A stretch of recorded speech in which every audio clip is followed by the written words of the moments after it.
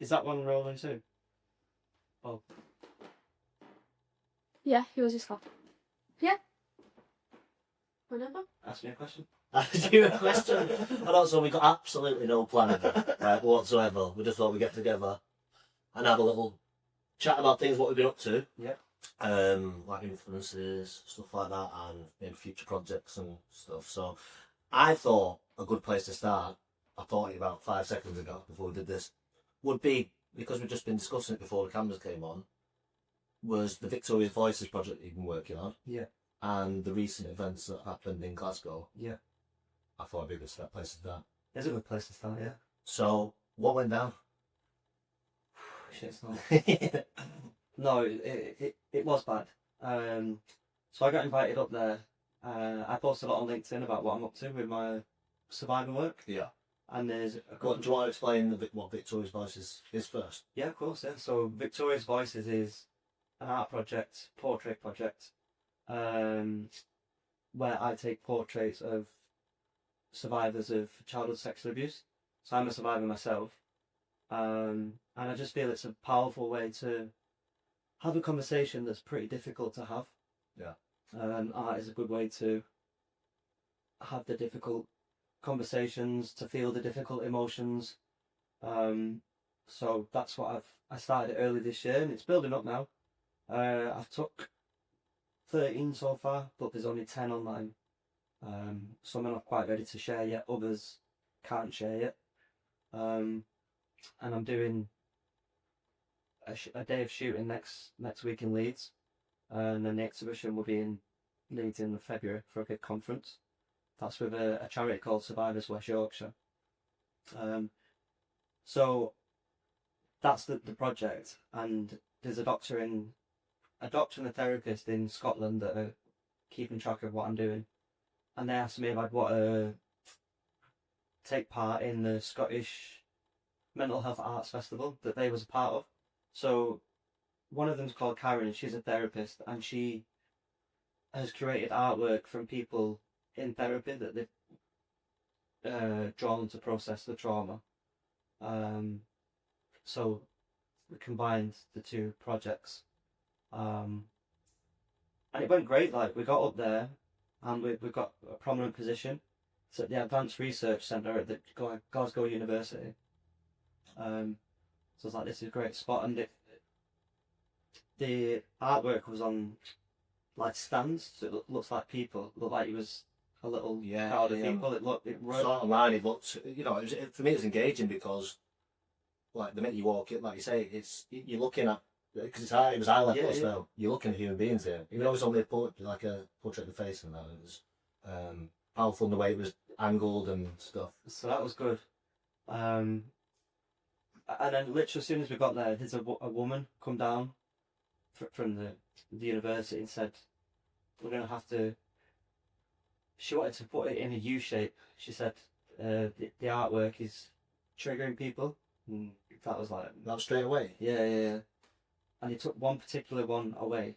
And what's interesting is the one they took away is like ritualistic abuse. What am I? Okay. So it have like masks and candles and weird stuff. Yeah. So it's peculiar that that's the one that's been pinpointed as like too much. Like, there was nothing too much about it. Right. Okay. So they took that one away and then we put it back. It's kind of been your way. What are you doing anyway, wasn't it? Yeah. So then we left. We compromised. We put it in the U shape. Yeah. So you had to go into it if you wanted to view it. Okay. And there's warning signs up. There's my art board up, and then there's warning signs of what it's about. Yeah. So we thought that was enough. But it is a difficult topic, obviously, and as you say, like you've always said, you've been quite open around it with me since we've met, and we've talked about it openly and stuff like that, and you've I suppose enlightened me around the subject. Yeah. But for people that are viewing it for the first time, I think it's a completely new thing to have to like, not, is it interpret? Is that the word? To hear about. No one really, because like we spoke about, no one talks about this shit. Yeah. Like, they don't, and the fact that you and Victoria's Voices and you're encouraging people and you're all starting to come out, Yeah. you're now starting to see the world's reaction in a way, aren't you? Where it still is quite a taboo subject, the right word to use. You know what I It mean? is, and it's hard, it's difficult, and that's what we want to do. We want to educate and to help people understand. People won't talk about it because they literally don't know how. Yeah. You don't know how to approach it. You don't know what to say. And what was annoying about the way the university acted is, we know all that. We consider that. Like, my portraits and the stories is not focused on abuse. Yeah. It's focused on how you deal with it. Yeah. How you live with it. How you move past it. So that's the focus. Like, we're not focusing on the bad stuff, because you'll find like CSA is becoming more popular now on social media. What's it? Like childhood sexual abuse. Right, okay, yeah. And a lot of people just lead with like, I was raped as a child, and like people don't know what to do with that. That's a heavy. Yeah. That's like punching someone in the face. Like, that's a heavy blow. Yeah. So you mentioned that you're a survivor, but you don't have to like hit people with that. Yeah. You want to focus on how you deal with it, how you move past it. Yeah. It becomes, you get that kind of inspiration in a way as well behind it, where you're one. It's encouraging for people who maybe are too won't come out and talk about this kind of stuff. Yeah. But it's that light at the end of the tunnel kind of version of it, isn't it? Where you it's like you said, you're not calling yourself like victims or stuff. You're calling yourself survivors, which again is a positive kind of. I don't really like the term survivor, to be honest, but it's the best. Yeah. The best thing out there. Right. Yeah. I think it sounds a bit, I don't know, wishy-washy, but it's the best. It's the best term. It's for me, it's a positive rather than a negative way of looking at it from the outside, obviously. But in a sense, it's true, because some people don't survive. You know, they either kill themselves or they'll become addicted and just completely waste their life. Yeah. So what happened? So you've done the exhibition night. Obviously, you've made. I saw the speech that you put up and stuff like that. It was really it was good. Again, it was engaging. It was inspiring and stuff. And it all looked like it had gone really well. It was. The opening was great. So there was like 40, 50 like academics from the university that come down. A few speeches. Karen did a really great presentation, which is ironic because she mentioned like trauma informed is a big word being thrown around at the minute. Yeah. And she said decisions need to be trauma aware. Like, you need to know what you're doing, which feeds into how they acted. So it was a great success. Like, we had food. Like, everyone had a good positive reaction. And we left like on a real high. It's like, this is what we wanted. So then on Monday, my friend went to visit, and she sent me a video. She's like, "This is great," and I'm looking at it. I was like, "That's not where we left it on Friday." Okay, as if you found out that way as well. Yeah. So they did message Karen and Dougie to say we're moving it. Right. They said a member of staff has not complained, but said they find it triggering, and we have to respect that. I was like, well, you knew what you were signing up for. Of course, yeah. And they moved it to a side studio. It was completely hidden. Right. And what they've done is what society does. So that they'll admit it's a thing, but we won't deal with it. We're not going to touch it. Yeah. We'll just put it there, forget it, out of sight, out of mind type behavior. It kind of took on a different. It did it. I don't know the word. Is it metaphorical or something like that? But it's kind of like when we were discussing it, it is exactly how it is. How you said how society takes it. Yeah. It's always hidden. These difficult subjects in everything, though. It's not just this. It's everywhere, isn't it? And well, what's interesting is on a different campus, same unit but different building. Yeah. They had an exhibition that they plastered everywhere, like really supported for gender-based violence. Right. So it's similar setup, but that is deemed acceptable. Right. Whereas CSA is not. Yeah. Like, they'll advertise that, but they'll hide us, even though it's pretty much the same. Yeah. Do you know, it's still sexual violence. It's just one's acceptable and one's not. Yeah. So Not acceptable, but we'll talk about one. We'll hide that. I wonder what the thought process is, you know, that's behind that. Again, that for me, that's kind of verge on politically charged in a way. Yeah. And stuff. It supports a certain narrative. Well, it doesn't support another the narrative or whatever. You know what I mean? The choice, their trauma-informed choice, is based on ignorance. Yeah. I truly believe that they thought they'd move it and that would be it. There'd be no. Yeah. So what happened next? Kicked up a storm. Went to work. Yeah, he did go to work, and it was crazy to see because I think we spoke about it on the night it happened, and then within I think the next day you were in the MEN. Yeah, I think in the MEN and the Herald, the which Herald. is national broadsheet. Did you have the Scottish National Party or something like that, or So, people that was at the opening Yeah. found out that they moved it, wrote to their MP, right? Okay. Paul Sweeney in Glasgow, and he wrote them a pretty excellent letter. Yeah. Expressing that he doesn't really agree with the move. Yeah. It's a bad look. And then another student that is at the university who also follows me, he created a petition, and that kind of took off a little bit. Yeah. Because people in the exhibition, so there's a lady called Madeline Black. She's an author, like very well respected in this field. So she shared it, and there's a lady called Sophie Olsen. She's not part of it yet, but we're gonna figure out how we can work it out. So Sophie doesn't want her identity to be revealed. Okay. So we're gonna figure out a way that, like, maybe take portraits of hands or Right. Yeah. a way Yes, to incorporate people that aren't willing to share publicly the face, but they want to share. Still, yeah. Well, yeah, and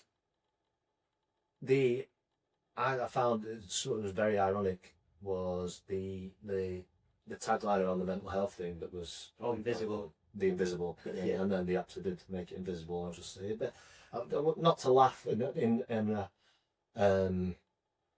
not to laugh in that kind of way, but it was very laughable how pathetic it was Yeah. for me, because I feel like it was a sign of where society's up to at the minute, where it's too much. Is it too much comforting? Too much? Is it mollycoddling or whatever that word is?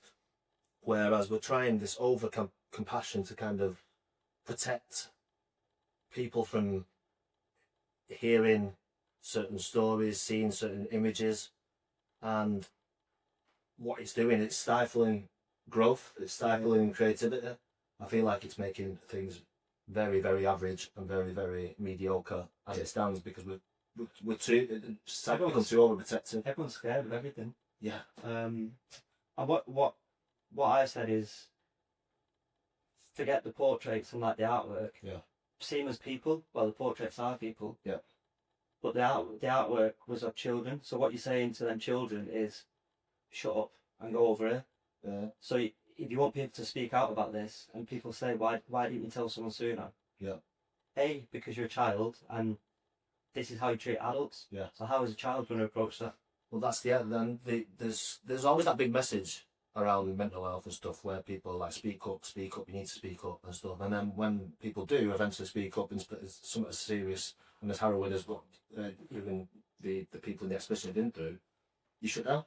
And it's like, so what are we encouraging? It's okay to not be okay unless you're hard work. Yeah. You know. Yeah. That's not going to deal with it. Yeah, exactly. It's like, yeah. Exactly. Be not okay, but be functional, please. Yeah. And if you're not just don't bother me. Don't just don't. Yeah. Just as long as I don't see it, then everything's fine. But yeah, so the theme was invisible, and they wanted to find out what are people comfortable sharing about the mental health and what are they not. How to reduce stigma around it. Yeah. And what power structures are in place to prevent people, and what do people feel like when they're made to be felt invisible. So that was like, okay, like I can tell you right now. Angry, and almost let down in a way as well. Well, we got invited back next year to participate in the festival, right, which is good. But I put a bit of pressure on the festival people, because one of your questions was how do we like break these power structures? Yeah. And it's like, well, one way is you can, when you find it, you call it out. Like, you invited us into this space. Yeah. This is where we've been treated. We've been discriminated against. Yeah. Then the way the university acted has been disgusting. Yeah. Like, they've not apologised. They played it smart. So they ignored our letter, and then they said it's in the complaint process, and that's going to take 5 working days. So they knew by the time in our letter it was a demand letter, not a complaint, and we wanted it to be moved back. That was the demand. Move it back and apologise. So they knew by dragging it out, the exhibition would have ended by the time they replied. Yeah. So that was expected, but then they didn't even apologise. And it's like, you're really digging yourself in a hole there. Yeah. Like, it's been in the national press twice. It's got a petition with over 700 people. Your MP's writ to you, and you've ignored him. Yeah. They've still ignored him. Still. Yeah. Yeah. It's weak. That's how abusers act. Well, they win in that situation. Yeah. They've won again. You know what I mean? But yeah. But that, yeah. So, I mean, I've followed that. I followed that story, I suppose you could say, from it up there stuff, and it was just real. It was proud in a way of your reaction, of how you didn't just back off and you actually went for it and said no, like, we're not standing for this. So it was great. I know next year when you go, you can, you know, give them a bit of what for in person maybe. I don't think it'll be at the Glasgow University of Glasgow, but we'll be taking part somewhere. Yeah. So I think about how I met you. More of it, I think it was online. We started chatting stuff like that. You do street photography, don't you? Yeah. And that's kind of where we've been hanging out on. You do these Manchester photo walks. Yeah. At the weekend, where I've just been coming to the WhatsApp group. There's about 5,000 people there. I've had a pipe for a photographer. And I think you was actually the 250th person. So there we go. Yeah. So we'll get medal. A few people said I have ignored it for a minute. So we do that. I've been on a few of the photography walks. So, if there's any photographers watching, you should 100% get in touch and come up, because it's good. I found it. Like, I didn't go with the camera. I was just going to. I'm interested, curious in what people are looking at and stuff, you know. Yeah. And I just found it like every time I think of go to an up, I say to you, like, it's so calming. Like, you're just walking around with a load of like-minded people, just taking pictures of walls and stuff. Yeah. That's one of the aims. It's a purely social setting, so you don't have to be into photography. You can just come. To be honest, I went on Saturday and I took about 5 photographs. Right. Yeah. On the whole 2-hour walk. Yeah. Because you're just chatting. Well, I got that, and then you go for a coffee, and then we ended up in, I don't know what was that situation where we had the Elvis tribute band in the library and stuff like that. It's exploring. Yeah, it is exploring. It is. So why photography and that? What inspires you? What are you looking to kind of to do going forward with photography? And is that your main focus, or are you wanting to branch off into like film, or are you wanting to, you know, is there any? No, it's my main focus really. Yeah. I think with the Victoria's Voices project, it's looking like we're building a community on the side of that as well. Yeah. So I don't know what the scope for that would be. It could become like a service charity, you know, where we provide therapy and things like that. Yeah. That's what we could build towards. Right now it's just portraits. We want to take videos. Yeah. Record the interviews, a bit like this, because there's a lot of power in the stories. Yeah. And that's what people need to see. Like, survivors need to see other people thinking, well, they can say that. Yeah. I can at least tell someone. Like, you don't have to tell the world, but tell someone. Like, if you live with trauma from particularly that. You held on for a long time. 17 years. 17 years, yeah. John, it messes you up. So the reason I did photography is, I wouldn't say wasted my 20s, but very misspent. Just because you can't engage, you avoid everything. You avoid yourself, you avoid your emotions, you avoid anything that will trigger you, which if your trauma's unchecked, everything's going to trigger you. So you're going to avoid everything. Yeah, and it works in mysterious ways as well, doesn't it? But probably when you look back on and reflect on it, you can see it now, the patterns of maybe behaviours. Yeah, I know there's situations that happened in my life that I maybe got through now, but I know that I don't think I'll ever get through certain things that have happened they're always kind of lingering in the background a little bit. But I feel like the more you can kind of face these issues rather than run away from them, the more kind of maybe sense you can make, and you can use that rather than have it against you, I suppose. Yeah. I don't know. Well, healing from the trauma is hard because the only way you do it is to process it. Yeah. And trauma in essence is just unprocessed memories, because if you process at the time, you'd break. That's essentially what it is. That's why I shoves it up to the back end. Yeah, like splits off, dissociation, all of that stuff. So to actually process it, you got to feel it, you got to deal with it. Yeah. And it's painful. It's extremely painful. Yeah. But at the time, I got into photography as a hobby in lockdown. Okay. And again, just to show you how trauma works, I'd wanted to do it for years, but never thought I could do it. Yeah. So I think it was just before lockdown began. I was living with my ex-girlfriend at the time, and I was on Instagram. I was like, I'd love to do photography. She's like, well, why don't you just do it? You keep telling me, like, just get a camera and do it. I was like, yeah, I will. I will. And then I started it and I enjoyed it. And then lockdown happened, and then I had nothing to do, so I just really threw myself into it. And then career-wise, I was just doing bar work. You know, I had to pick something that I want to do with my life, not just spend it in a bar. So it was about a couple of years ago. So I built up, and I was like, I'm actually good at this. Like, people like my work. That's pretty quick, that as well, you know. Yeah. I mean, that for me, that's got natural gift written all over it, because there's people who will try this kind of stuff for years and not even get close to some of the shops that you've been in. You've been in. You've been in the home. What's it called? The home exhibition. Home exhibition. That's where I first. Yeah. I think I saw you in there. And other, you've watched the one in Salford Museum at the minute, haven't you? Yeah, that's the Salford Open. Salford Open. Like my solo show, that was 3 months at Gallery Oldham. Yeah. Start of the year. So you know what I mean, and that's well, COVID wasn't that long ago. Yeah. And like I say, I feel like you found. Oh, well, to be honest with you, there's another thing that I your creative side that I like is your writing and stuff, which maybe we'll go into. Yeah.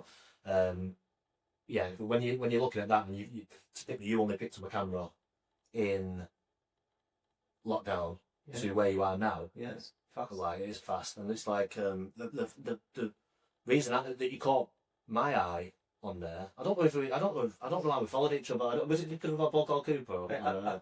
I saw you one of your reels, I think. I was like, that's cool. Right. Okay.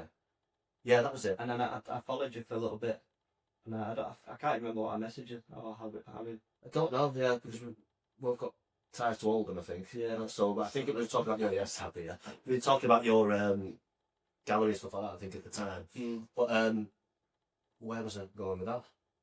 This is what happens. I like this mad mind blank sometimes. You know what I mean? I get so passionate about what I'm talking about that everything does shut down and I just go to sleep. You mentioned Oldham. Yeah, that's it. That's my trauma I've not dealt with. So we'll touch on maybe your writing, because you like to write stories as well, which I like to write stories, and I'm very passionate about that. I don't particularly think I can't particularly call myself a writer. Now, I wrote songs for a long time, so maybe I am a little bit, but I'm not at a standard yet where I'm like, I'd even consider calling myself a writer. Whereas the stuff that you sent me, I was like, you know, like sometimes you'll have friends that you'll get sent stuff, and it's like, I can't say anything because I probably have the same thing when I've sent my stuff. You know what I mean? It's like you're supportive, like, in a way. But when you sent me your stuff, I was kind of like, it had the Kerouac stuff. It was like, because it was stories when you travels in America, and you're quite a documentary writer in a way, aren't you? You write about your experience, and the stuff that happened, I presume, the majority of it did actually happen. Yeah, it's a bit which is mad, because I was reading it thinking, this is fucking bullshit. There's no chance this happened, you know what I mean? So is that something, because I know you've sent off to publishers and stuff like that, you've not had maybe the success there yet that I think you deserve, because I wanted you to send that kind of stuff. But are you going to keep trying with that? Yeah, I'll keep trying, but we live in a very gate-kept world. So So the gatekeepers of like the publishing industries, you've got to impress like university educated like white women.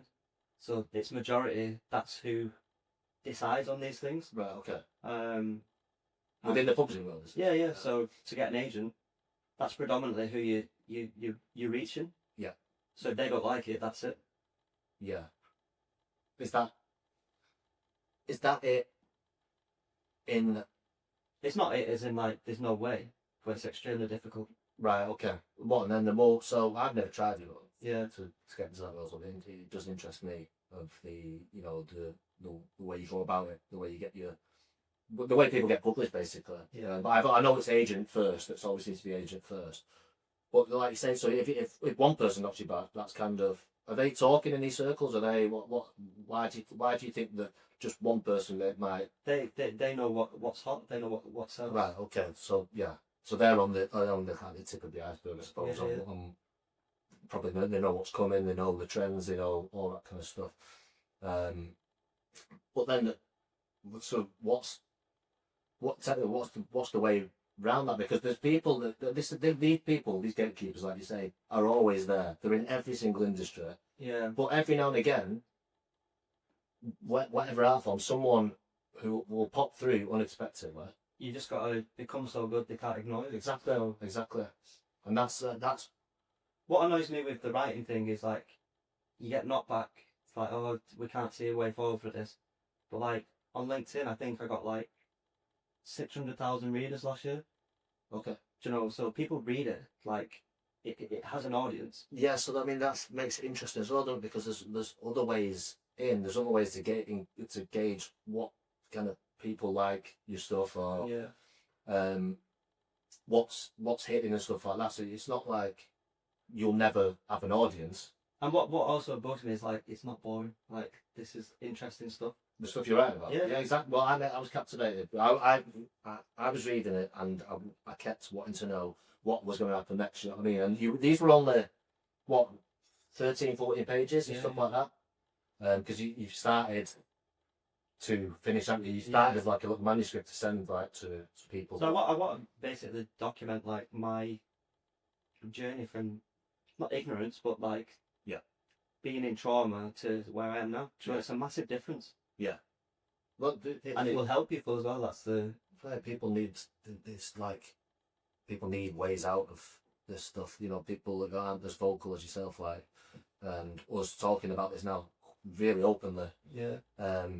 I feel like it does, if I see it, and the stuff I like to watch stuff online that is around difficult subjects and stuff because it encourages me to think, right, okay, well, you know, you can talk about difficult subjects, and if it's helped me, then it can help yourself. It can help, you know, it can help other people. It can help. I know it helps people because people tell me now, like I mentioned it before, people are telling me just in daily life that they're surviving and they've not told other people. Yeah. Like the only people they've told is the therapist. Yeah.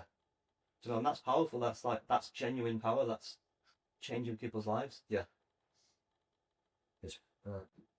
It's positive stuff in the end, which I tend to feel like the suffering in life does. It's not like it, you know. It's difficult talking to yourself about because I've not experienced what you've been through, but I feel from my own suffering that at the end of it, there's always something there to be that's positive or a sign of growth, which can then. But post-traumatic growth is like a big thing. Yeah.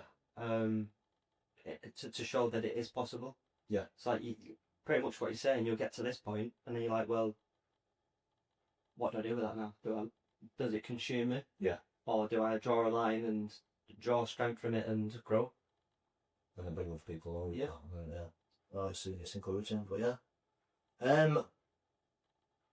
So the aim for this is to get these victorious voices in galleries. I want it to more be people talking about it. A touring exhibition, like Okay. that goes gallery to gallery. Get some proper funding for it, and it's it's well put together. Yeah. I mean, it is well put together now, but if it's packaged right, it can pack a punch. Yeah. So that's the goal, and I want maybe do more speaking about it as well. You got you good with the talking. Yeah, Like, yeah, I'm very confident with all of this. And you know, I see the help it gives people. Yeah. Like the Victoria's Voices has a WhatsApp. I think there's like 45 people in there now. Yeah. Do you know, and these are people that for a long time have felt alone with this. So to find a support and understanding. you know that feeling. Yeah, yeah. So it's easy, Moment. you know what I mean? It's like, right, yeah, well, I know what you talk about. I know Yeah. what we can discuss. I know how we can show this because have you been doing it? You've been living it, haven't you? Yeah. Which I suppose for me, it's probably the main thing to come out of this is that it's that encouragement for people who are suffering or going through traumatic experiences in life to, let's say, reach out. But there will be certain things, especially in your community, going on that you could probably step into, and it can change your whole outlook on life, which is what it's the positive impact of what I'm seeing of such a difficult subject. To watch your journey and the stuff you're doing is really inspiring for me. I find it really encouraging. And if there's anyone watching this, reach out. Yeah. Or put your Instagram on. Put the pages on. One thing to consider is like CSA is not rare. Yeah. Like I'm not like We're seeing that more than anything now. It's like people are coming out. Yeah, I'm rare in that I'm a guy that will speak openly about it, but I'm not a rare that it's happened. Yeah. I like take today with the Archbishop of John Welby. He resigned because they covered up a paedophile priest. So they did reporting 10 years ago. And this is what we're up against, like this hidden, rather than reporting to the police, they just hid it. Yeah. And that's what society wants to do with all of this. They just want to hide it, pretend it doesn't exist. But it does exist. Yeah. And make sure people know about it, which is good. Because survivors. I had no idea about any of this before I met you, and I had no idea it was as common. Yeah, it's right. As you say, That's right. Which is obviously disgusting. But mate, I'm proud of you that you are actually going out there. You know what I mean? I'm not knowing you that long, but I've just found it very encouraging to be around you, and really positive to see your journey and stuff like that. So fucking reach out, follow his pages and all that kind of stuff. But it's been really nice talking to you. Thank you. We'll wrap it up on that.